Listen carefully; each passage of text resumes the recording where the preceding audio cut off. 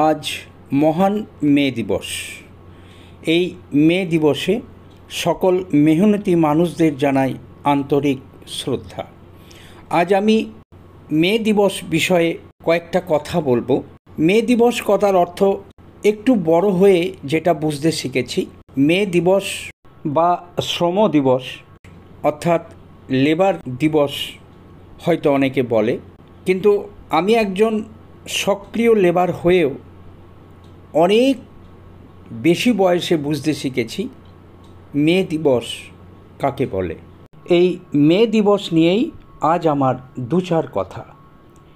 মে দিবস বা শ্রমিক দিবস, হ্যাঁ ঠিকই, তবে এই দিবস খায় না মাথায় দেয় তা আমি এর আগে কোনো দিন উপলব্ধি করতে পারিনি। কারণ একটাই, কাজ আর কাজ, নিজের জন্য সময়ের কোনো ছুটি ছিল না। অন্যদের ছুটি দিলেও নিজের কোনো ছুটি থাকে না। মে দিবসের প্রাক্কালে নিজের কিছু ছবি প্রকাশ করলাম, কারণ একটাই, নিজে আমি এখনও স্বাধীন শ্রমিক, অর্থাৎ ছুটি কেউ দেয় না, আমিও ছুটি নিজে থেকে নিই না। সেই ছোটোবেলা থেকেই শুনে আসছি আজ কিনা ছুটির দিন। এক সময় মালিকপক্ষ শ্রমিক শ্রেণীদের সারা দিন খাটিয়ে নিত। সময়ের কোনো মাপজোক ছিল না। শ্রমিকদের এই দাবিই ছিল যে 8 ঘন্টার বেশি কাজ করব না। এই নিয়ে মালিকপক্ষ শ্রমিক পক্ষের মধ্যে কথা কাটাকাটি, বাদ বিতণ্ডা, হয়তো খুন খারাপি, রক্তারক্তি অবস্থা কোথাও কখনো হয়তো হয়েছে। তারপর থেকেই এই দিনটা আজকে সিলেক্ট হয়ে গেছে বা বরাদ্দ হয়ে গেছে যে 8 ঘন্টার কাজ শ্রমিকদের দিবস হিসেবেই পালন হবে। একদিন ছুটি ঘোষণা করে শ্রমিকদের স্মরণীয় দিন হিসেবে করা হলো, তাই আজ বিশ্বব্যাপী 1 মে বা ছুটির দিন। তবে আমি জানি না, আমি জীবনে বহু বছর অন্য মানুষের কারখানাতে অর্থাৎ মালিকের কারখানাতে কাজ করেছি।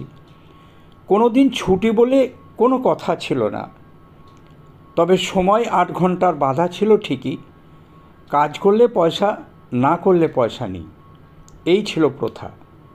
আমরা দেখতাম শুধু শুধু কেন বসে থাকবো, কাজ করলে তো কিছু টাকা পাবো, ছুটি করে লাভ কী। মে দিবস মাথায় দেয় না গায়ে মাখে, আগে তা জানতাম না। তবে আমার 1985 সালের পর থেকে যখন নিজে মালিক হিসেবে আত্মপ্রকাশ ঘটল, তখন থেকেই মে দিবস বা শ্রমিক দিবস মেনে চলতে লাগলাম। কারণ তখন তো আমি নিজেই মালিক, লেবারদের ছুটি টুটি তো দিতে হবে। কারণ সেই সময় কর্মচারীদের দাবি বেশ ঊর্ধ্বমুখী, আমাকেও সেটা মেনে চলতে হতো। আমি একজন মালিক হিসেবে আত্মপ্রকাশ ঘটার আগে যখন আমি অন্যের কারখানায় কাজ করতাম, তখন আমি মালিক পক্ষকে হয়তো কোনো দিন বলতাম যে আমার মাইনেটা একটু বাড়িয়ে দিন, আর আজকে তো আজ একটা বিশেষ দিন, আজকের দিনে যদি একটা ছুটির দিন হিসেবে পয়সা দিন। সাথে সাথে মালিক পক্ষ বলতেন, তোদের ওই দাবি দাবা মানার মতন আমাদের ক্ষমতা নেই, পারলে এই পয়সায় কাজ কর, নয়তো কাজ ছেড়ে দিয়ে বাড়ি চলে যা। এই রকম ছিল মালিক পক্ষের কথা।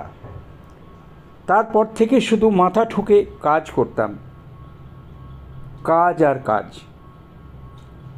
তবে আজ ছোট ছোট কারখানাতেও 8 ঘন্টা কেন, 5-6 ঘন্টার সময়েও এক ডেলি হিসেবে তাদের মাইনে দিতে হয়, সাথে অনেক সুযোগ সুবিধা। তাতেও সময় মতো কাজের লোক পাওয়া যায় না।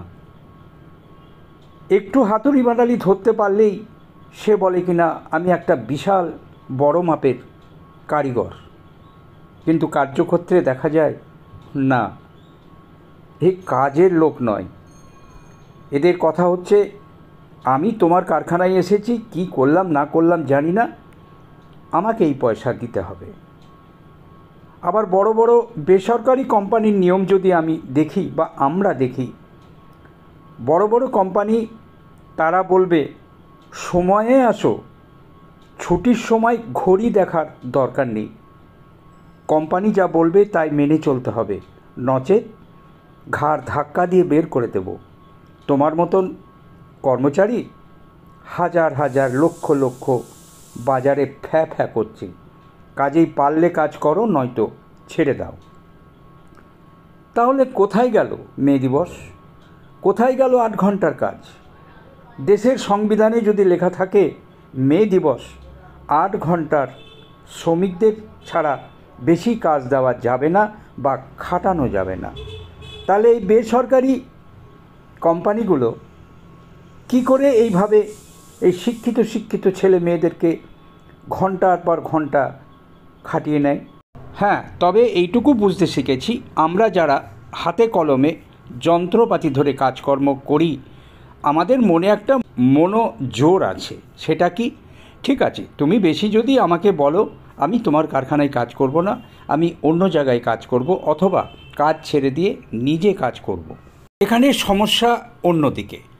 যারা শিক্ষিত ছেলে মেয়েরা যারা কোম্পানিতে কাজ করে, তারা শিক্ষা বা কলমের জোরেই এই কোম্পানি অথবা ওই কোম্পানিতে কাজ করে খাবে। তবে দাঁড়িপাল্লায় ওজন করে দেখা গেছে সব কোম্পানির এক রা।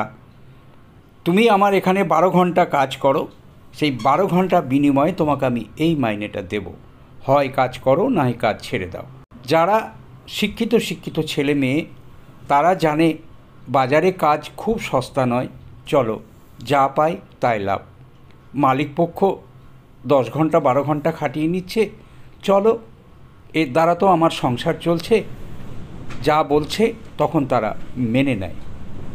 কিন্তু আমার মনে হয় এই সংবিধান বহির্ভূত এটা তো কাজ। যদি বিশ্বের সংবিধানে এই কথাই লেখা থাকে যে কর্মচারীদের 8 ঘন্টার বেশি খাটানো যাবে না, 8 ঘন্টার বিনিময়েই এই টাকা বরাদ্দ থাকবে, কিন্তু কোথায় গেল? আজ এই মে দিবসের সাথে তার মিলটা কোথায়? অর্থাৎ ওসব বুঝি না বাবা, তুমি কাজ করো এই সময়, আর এই নাও তোমার পয়সা। যাই হোক বন্ধুরা, এই ছিল আজকের মে দিবস। আমি 2-4 কথা যতটুকুই পারলাম আমি বললাম বা সামনে রাখলাম। মে দিবস প্রাককালে আমি একজন সক্রিয় কর্মচারী, নিজে মালিক হিসেবে আত্মপ্রকাশ করলেও সেই মালিক দম্ভ আমার মধ্যে নেই। আমি একজন সক্রিয় কর্মচারী, কাজ করেই খাই। যতদিন বেঁচে থাকব আমি এইভাবেই চলব। যাই হোক বন্ধুরা, আজ মে দিবসের প্রাককালে সবাই ভালো থাকবেন, সুস্থ থাকবেন।